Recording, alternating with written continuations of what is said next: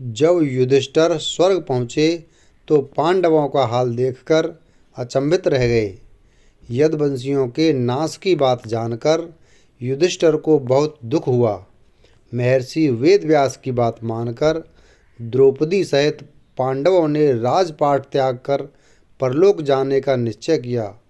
श्री कृष्ण सहित पूरे यदुवंशियों के मारे जाने से दुखी पांडव भी परलोक जाने का निश्चय करते हैं और इस क्रम में पांचों पांडव और द्रौपदी स्वर्ग पहुंचते हैं। जहां द्रौपदी, भीम, अर्जुन, सहदेव और नकुल शरीर को त्याग कर स्वर्ग पहुंचते हैं, वहीं युधिष्ठिर सशरीर स्वर्ग पहुंचते हैं। हालांकि उन्हें अपनी एक गलती के कारण कुछ समय नरक में भी बिताना पड़ा था। इस पूरे सफ़र में उनके साथ एक कुत्ता भी होता है। आइए अब विस्तार पूर्वक जानते हैं कि वो कुत्ता कौन था तथा पांडवों को स्वर्ग पहुंचने में किन किन कठिनाइयों का सामना करना पड़ा। नगर के बाहर निकलते ही द्वारका समुद्र में डूब गई तो यह दृश्य देखकर सभी को आश्चर्य हुआ। अर्जुन यदुवंश की स्त्रियों व द्वारकावासियों को लेकर तेजी से हस्तिनापुर की ओर चलने लगे। रास्ते में पंचनद देश में अर्जुन ने पड़ाव डाला। वहां रहने वाले लुटेरों ने जब देखा कि अर्जुन अकेले ही इतने बड़े जन समुदाय को लेकर जा रहे हैं तो धन के लालच में आकर उन्होंने उन पर हमला कर दिया। अर्जुन ने लुटेरों को चेतावनी दी, लेकिन फिर भी वे नहीं माने और लूटपाट करने लगे। तब अर्जुन ने अपने दिव्य अस्त्र शस्त्रों का स्मरण किया, लेकिन उनकी स्मरण शक्ति लुप्त हो गई। अर्जुन ने देखा कि कुछ ही देर में उनकी तरकस के सभी बाण भी समाप्त हो गए। तब अर्जुन बिना शस्त्र के ही लुटेरों से युद्ध करने लगे, लेकिन देखते ही देखते लुटेरे बहुत सा धन और स्त्रियों को लेकर भाग गए। अस्त्रों का ज्ञान लुप्त हो गया, धनुष पर काबू नहीं चलता था, अक्षय बाण भी समाप्त हो गए। यह देखकर अर्जुन को बहुत दुख हुआ। जैसे तैसे अर्जुन यदुवंश की बची हुई स्त्रियों व बच्चों को लेकर कुरुक्षेत्र पहुँचे। यहाँ आकर अर्जुन ने वज्र श्री कृष्ण का पोता को इंद्रप्रस्थ का राजा बना दिया। रुक्मिणी, शैब्या, हेमवती तथा जामवंती आदि रानियाँ अग्नि में प्रवेश कर गईं। शेष वन में तपस्या के लिए चली गईं। बूढ़ों, बालकों व अन्य स्त्रियों को अर्जुन ने इंद्रप्रस्थ में रहने के लिए कहा। वज्र को इंद्रप्रस्थ का राजा बनाने के बाद अर्जुन महर्षि वेदव्यास के आश्रम पहुँचे।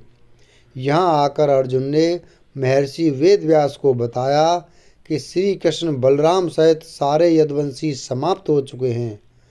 तब महर्षि ने कहा कि यह सब इसी प्रकार होना था, इसलिए इसके लिए शोक नहीं करना चाहिए। तब अर्जुन ने ये भी बताया कि किस प्रकार साधारण लुटेरे उनके सामने यदुवंश की स्त्रियों को हरकर ले गए और वे कुछ भी न कर सके। अर्जुन की बात सुनकर महर्षि वेदव्यास ने कहा कि वे दिव्य अस्त्र जिस उद्देश्य से तुमने प्राप्त किए थे वह पूरा हो गया, अतः वे पुनः अपने स्थानों पर चले गए हैं। महर्षि ने अर्जुन से यह भी कहा कि तुम लोगों ने अपना कर्तव्य पूर्ण कर लिया है, अतः अब तुम्हारे परलोक गमन का समय आ गया है और यही तुम्हारे लिए श्रेष्ठ भी है। महर्षि वेदव्यास की बात सुनकर अर्जुन उनकी आज्ञा से हस्तिनापुर आए और उन्होंने पूरी बात महाराज युधिष्ठिर को बता दी। यदुवंशियों के नाश की बात जानकर युधिष्ठिर को बहुत दुख हुआ। महर्षि वेदव्यास की बात मानकर द्रौपदी सहित पांडवों ने राजपाट त्याग कर परलोक जाने का निश्चय किया। युधिष्ठिर ने युयुत्सु को बुलाकर उसे संपूर्ण राज्य की देखभाल का भार सौंप दिया और परीक्षित का राज्याभिषेक कर दिया। युधिष्ठिर ने सुभद्रा से कहा कि आज से परीक्षित हस्तिनापुर का तथा वज्र इंद्रप्रस्थ का राजा है, अतः तुम इन दोनों पर समान रूप से स्नेह रखना। इसके बाद पांडवों ने अपने मामा वसुदेव व श्री कृष्ण तथा बलराम आदि का विधिवत तर्पण व श्राद्ध किया। इसके बाद पांडवों व द्रौपदी ने साधुओं के वस्त्र धारण किए और स्वर्ग जाने के लिए निकल पड़े। पांडवों के साथ साथ एक कुत्ता भी चलने लगा। अनेक तीर्थों, नदियों व समुद्रों की यात्रा करते करते पांडव आगे बढ़ने लगे। पांडव चलते चलते लाल सागर तक आ गए। अर्जुन ने लोभवश अपना गांडीव धनुष व अच्छे तरकसों का त्याग नहीं किया था। तभी वहाँ अग्निदेव उपस्थित हुए और उन्होंने अर्जुन के गांडीव धनुष और अच्छे तरकसों का त्याग करने के लिए कहा। अर्जुन ने ऐसा ही किया। पांडवों ने पृथ्वी की परिक्रमा पूरी करने की इच्छा से उत्तर दिशा की ओर यात्रा की। यात्रा करते करते पांडव हिमालय तक पहुँच गए। हिमालय लांघकर पांडव आगे बढ़े तो उन्हें बालू का समुद्र दिखाई पड़ा। इसके बाद उन्होंने सुमेरु पर्वत के दर्शन किए। पांचों पांडव, द्रौपदी तथा वह कुत्ता तेजी से आगे चलने लगे। तभी द्रौपदी लड़खड़ाकर गिर पड़ी। द्रौपदी को गिरा देख भीम ने युधिष्ठिर से कहा कि द्रौपदी ने कभी कोई पाप नहीं किया, तो फिर क्या कारण है कि वह नीचे गिर पड़ी। युधिष्ठिर ने कहा कि द्रौपदी हम सभी में अर्जुन को अधिक प्रेम करती थीं, इसलिए उसके साथ ऐसा हुआ है। ऐसा कहकर युधिष्ठिर द्रौपदी को देखे बिना ही आगे बढ़ गए। थोड़ी देर बाद सहदेव भी गिर पड़े। भीमसेन ने सहदेव के गिरने का कारण पूछा तो युधिष्ठिर ने बताया कि सहदेव किसी को अपने जैसा विद्वान नहीं समझता था। इसी दोष के कारण इसे आज गिरना पड़ा है। कुछ देर बाद नकुल भी गिर पड़े। भीमसेन के पूछने पर युधिष्ठिर ने बताया कि नकुल को अपने रूप पर बहुत अभिमान था, इसलिए आज इसकी यह गति हुई है। थोड़ी देर बाद अर्जुन भी गिर पड़े। युधिष्ठिर ने भीमसेन को बताया कि अर्जुन को अपने पराक्रम पर अभिमान था। अर्जुन ने कहा था कि मैं एक ही दिन में शत्रुओं का नाश कर दूंगा, लेकिन ऐसा कर नहीं पाए। अपने अभिमान के कारण ही अर्जुन की आज यह हालत हुई है। ऐसा कहकर युधिष्ठिर आगे बढ़ गए। थोड़ी आगे चलने पर भीम भी गिर गए। जब भीम ने युधिष्ठिर से इसका कारण पूछा तो उन्होंने बताया कि तुम खाते बहुत थे और अपने बल का झूठा प्रदर्शन करते थे, इसलिए तुम्हें आज भूमि पर गिरना पड़ा है। यह कहकर युधिष्ठिर आगे चल दिए। केवल वह कुत्ता ही उनके साथ चलता रहा। युधिष्ठिर कुछ ही दूर चले थे कि उन्हें स्वर्ग ले जाने के लिए स्वयं देवराज इंद्र अपना रथ लेकर आ गए। तब युधिष्ठिर ने इंद्र से कहा कि मेरे भाई और द्रौपदी मार्ग में ही गिर पड़े हैं, वे भी हमारे साथ चलें, ऐसी व्यवस्था कीजिए। तब इंद्र ने कहा कि वे सभी पहले ही स्वर्ग पहुंच चुके हैं, वे शरीर त्याग कर स्वर्ग पहुँचे हैं और आप सशरीर स्वर्ग में जाएंगे। इंद्र की बात सुनकर युधिष्ठिर ने कहा कि यह कुत्ता मेरा परम भक्त है, इसलिए इसे भी मेरे साथ स्वर्ग जाने की आज्ञा दीजिए। लेकिन इंद्र ने ऐसा करने से मना कर दिया। काफ़ी देर समझाने पर भी जब युधिष्ठिर बिना कुत्ते के स्वर्ग जाने के लिए नहीं माने तो कुत्ते के रूप में यमराज अपने वास्तविक स्वरूप में आ गए। वह कुत्ता वास्तव में यमराज ही थे। युधिष्ठिर को अपने धर्म में स्थित देखकर यमराज बहुत प्रसन्न हुए। इसके बाद देवराज इंद्र युधिष्ठिर को अपने रथ में बैठाकर स्वर्ग ले गए। स्वर्ग जाकर युधिष्ठिर ने देखा कि वहाँ दुर्योधन एक दिव्य सिंहासन पर बैठा है, अन्य कोई वहाँ नहीं है।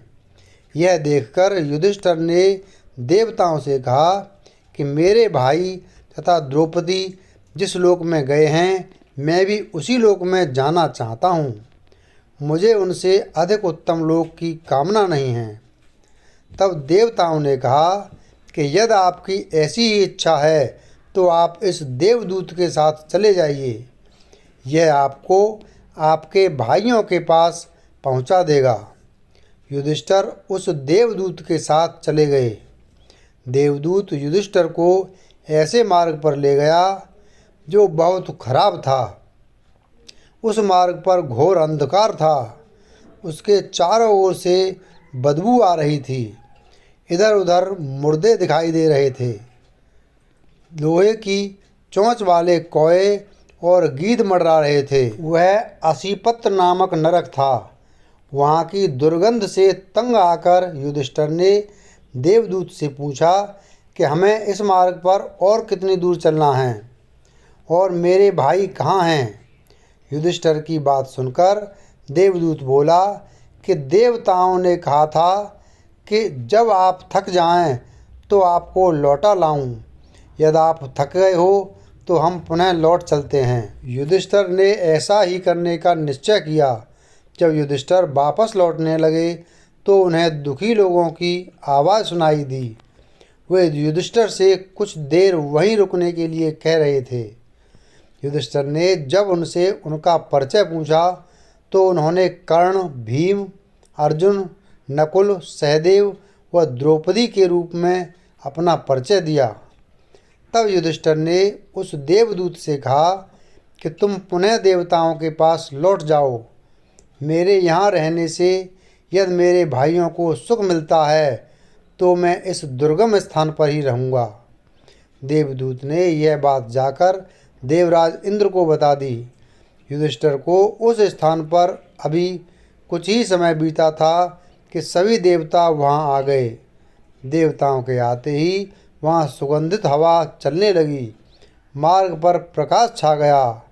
तब देवराज इंद्र ने युधिष्ठिर को बताया कि तुमने अश्वत्थामा के मरने की बात कहकर छल से द्रोणाचार्य को उनके पुत्र की मृत्यु का विश्वास दिलाया था। इसी के परिणाम स्वरूप तुम्हें भी छल से ही कुछ देर नरक के दर्शन करने पड़े। अब तुम मेरे साथ स्वर्ग चलो। वहाँ तुम्हारे भाई वो अन्य वीर पहले ही पहुँच गए हैं। देवराज इंद्र के कहने पर युधिष्ठिर ने देव नदी गंगा में स्नान किया। स्नान करते ही उन्होंने मानव शरीर त्याग करके दिव्य शरीर धारण कर लिया। इसके बाद बहुत से महर्षि उनकी स्तुति करते हुए उन्हें उस स्थान पर ले गए जहाँ उनके चारों भाई कर्ण, भीष्म, धृतराष्ट्र, द्रौपदी आदि आनंदपूर्वक विराजमान थे। वह भगवान का परम धाम था। युधिष्ठिर ने वहाँ भगवान श्री कृष्ण के दर्शन किए। अर्जुन उनकी सेवा कर रहे थे। युधिष्ठिर को आया देख श्री कृष्ण और अर्जुन ने उनका स्वागत किया। युधिष्ठिर ने देखा कि भीम पहले की तरह शरीर धारण किए वायु देवता के पास बैठे थे। कर्ण को सूर्य के समान स्वरूप धारण किए बैठे देखा। नकुल व सहदेव अश्विनी कुमारों के साथ बैठे थे। देवराज इंद्र ने युधिष्ठिर को बताया कि ये जो साक्षात भगवती लक्ष्मी दिखाई दे रही हैं, इनके अंश से ही द्रौपदी का जन्म हुआ था। इसके बाद इंद्र ने महाभारत युद्ध में मारे गए सभी वीरों के बारे में युधिष्ठिर को विस्तार पूर्वक बताया। इस प्रकार युधिष्ठिर अपने भाइयों व अन्य संबंधियों को वहाँ देखकर बहुत प्रसन्न हुए।